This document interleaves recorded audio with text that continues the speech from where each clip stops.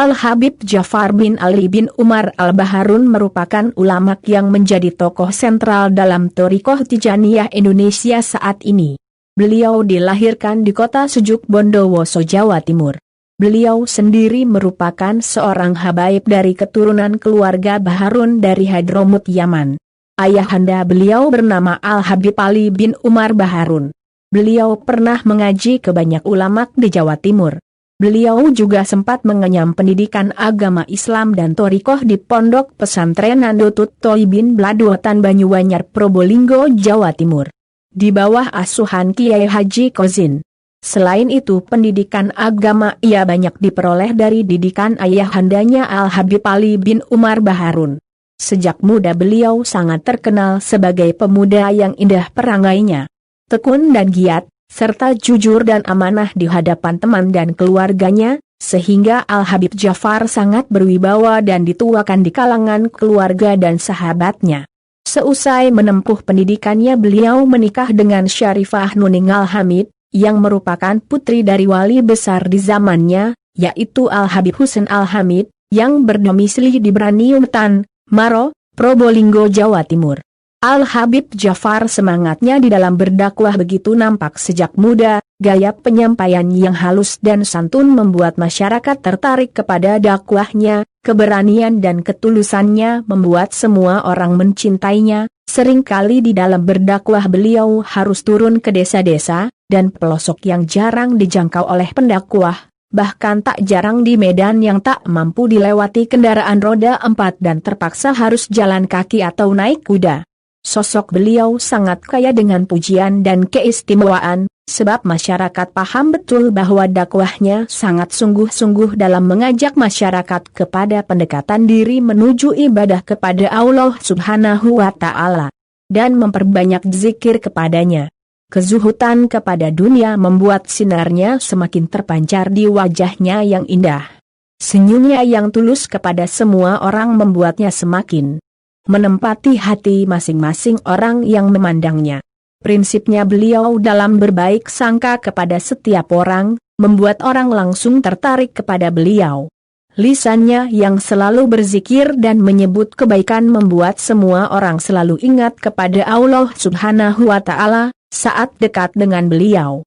Sehingga teladan dan akhlak beliau inilah yang menjadikan masyarakat meminta beliau untuk mendirikan lembaga pendidikan, agar banyak orang yang mendapat pendidikan dari beliau. Dan beliau memutuskan untuk mendirikan pesantren yang diberi nama Pondok Pesantren At-Tarbiyah At-Tijaniyah, sebuah pesantren yang berbasis salaf kitab kuning, dengan manhaj pendidikan Al-Qutul Kitmani wal Faidur Robani, Sidi Soh Ahmad bin Muhammad At-Tijani, Al-Fasi, Al-Maghribi, yang merupakan pendiri Thariqah Tijaniyah. Sanad Thariqah Tijaniyah yang dimiliki beliau sebagai berikut: dari Guru Mulia Al-Habib Ja'far bin Ali Baharun, dari gurunya Sayyidi Muhammad Bal Hasan Ajakani, dari gurunya Sayyidi Al-Hasan Al-Bakili, dari gurunya Sayyidi Husain Al-Ifrani, dari gurunya Sayyidi Muhammad bin Ahmad Al-Kansusi, dari gurunya Sayyidi Muhammad Golibu Thalib, dari guru besarnya Sayyidul Auliya Al-Qutbi Al-Maktum Ahmad bin Muhammad At-Tijani radhiyallahu anhu, dari manusia terbaik Sayyidul Anbiya wal Mursalin Muhammad Rasulullah sallallahu alaihi wasallam.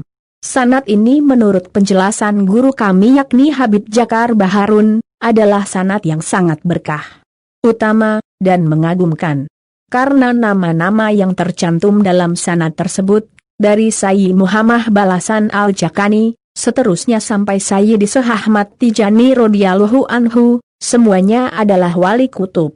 Sehingga beliau menyebutnya dengan nama sanad Qutbani. Al-Habib Ja'far sendiri bukanlah orang yang asing di dalam Thariqah Tijaniyah di Indonesia. Beliau adalah seorang mursyid dalam thariqah ini. Kiprahnya dalam mengembangkan Thariqah Tijaniyah di Indonesia sangat banyak, dimulai dari mengawal Thariqah Tijaniyah tingkat dasar hingga internasional. Berdasarkan berita terbaru tentang perkembangan Thariqah Tijani di seluruh dunia cukup menggembirakan, karena sudah tersebar di 128 negara. Prinsip dakwahnya mencakup 3 pilar: bil kalam, bil kodam, bil amal, yakni dengan omongan, dengan terjun ke lapangan dan dengan ibadah. Sehingga tidak heran jika setiap harinya waktunya hanya untuk pengabdian dakwah. Dimulai dari Kabupaten Probolinggo, beliau aktif mengawal kegiatan rutinan Thariqah Tijani, seperti wazifah, rutian harian atau manakib, rutinan mingguan atau hailalah. Beliau turun sendiri dalam dakwahnya ke desa-desa dan kecamatan. Tercatat ribuan orang yang membayat dirinya masuk ke Thariqah Tijaniyah. Sementara di tingkat nasional beliau merupakan tokoh yang sangat aktif dalam segenap event Thariqah Tijani, seperti Idul Khotmi, kegiatan penyambutan mursyid Thariqah Tijani dari berbagai belahan dunia. Dari sinilah Habib Jafar sebagai tokoh sentral yang paling bertanggung jawab atas perkembangan dan dakwah di dalam Thariqah Tijani di Indonesia, untuk memimpin mursyid Thariqah lainnya dan segenap ikhwan Thariqah Tijani. Nama beliau sudah masyhur di kalangan mursyid Thariqah Tijani di seluruh dunia, sebab beliau sangat konsisten menjaga thariqah ini, dengan menghadiri kegiatan konferensi dan ijtima mursyid Thariqah Tijani internasional, baik itu di Prancis, Maroko, Aljazair, Madinah, Sudan, Mesir dan lain-lainnya. Al-Habib Jafar sendiri dalam kesehariannya merupakan ulama yang tawadu dan bersahaja. Beliau memiliki ciri khas suka memakai busana warna putih dan tidak memakai imamah. Beliau suka sekali nasi jagung. Di sela-sela kesibukannya beliau menyempatkan diri untuk membantu perkembangan santri-santrinya. Beliau juga sangat menyayangi segenap santri-santrinya, dan menyebut mereka setiap harinya dengan sebutan Ya Awaladi yang artinya wahai anakku. Beliau adalah orang yang daimul wuduk mulai sejak balik hingga saat ini, juga tidak pernah meninggalkan sholat malam. Beliau juga memiliki amalan ratusan ribu. Membaca sholawat setiap harinya, tentu hal tersebut sudah menjadi hal yang seyogianya tidak ditinggalkan oleh seorang mursyid thariqah. Beliau adalah seorang ulama yang patut kita teladani dan kita merasa kehilangan